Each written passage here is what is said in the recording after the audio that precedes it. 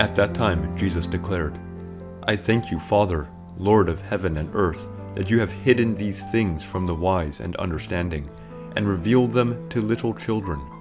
Yes, Father, for such was your gracious will.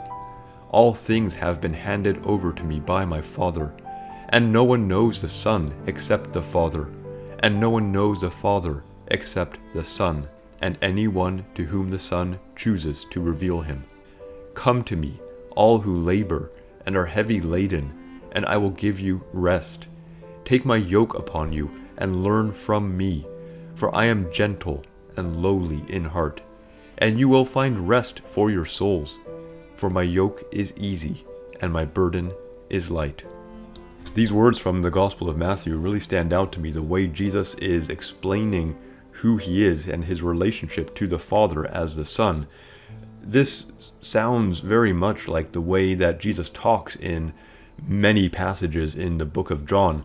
And I think the fact that we find these kinds of words here in the Gospel of Matthew is an answer to some incorrect ideas about the Gospels. There's the skeptical idea that John came up with something different for his Gospel, and that he worked his new doctrine into his Gospel.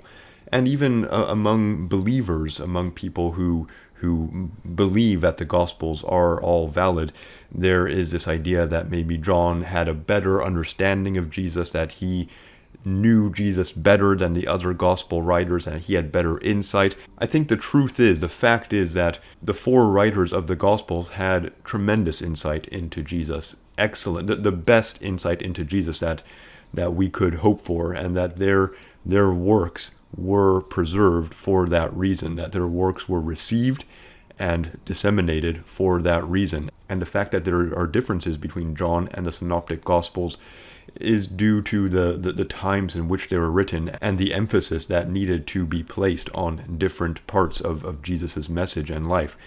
But as we see here in the Gospel of Matthew, Matthew certainly had that insight and understanding into Jesus as the Son and his relationship to the Father. How did Matthew have that insight?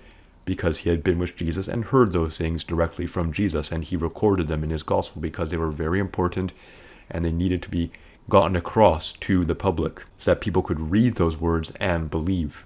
Listen to this. I thank you, Father, Lord of heaven and earth, that you have hidden these things from the wise and understanding and revealed them to little children. You have to become as a little child so you can see the kingdom of heaven. It's such a defining moment for people when they enter into it. Here's Jesus saying, come to me, all who labor and are heavy laden, I will give you rest. There's this line you have to cross, and Jesus is there. You have to come to Jesus. Why do you have to come to Jesus? Well, try it and find out. The answer might be a little different for every person. There's going to be different things that people are looking for, different journeys that people are on.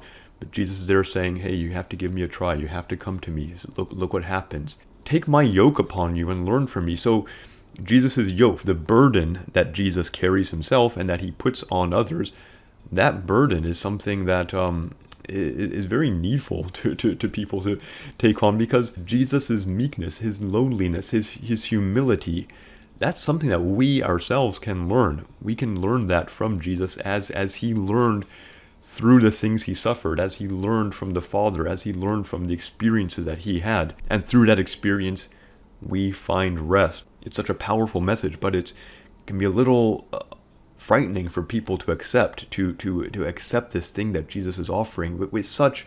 He speaks with such boldness and authority, but what he's saying is just so different from so much of what we're familiar with. He basically declaring himself as divine, think, okay, now come to me and find out what happens. Take this yoke on you. Learn these things from me.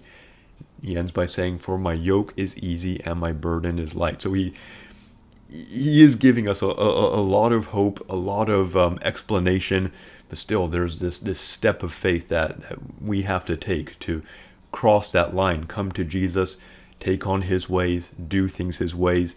So different from the ways of the world, so different from what our carnal minds might be telling us is the right way to do things. But as that saying goes, mess around and find out, in a good way, because it's Jesus there. He's calling you to do things his way, try it, find out.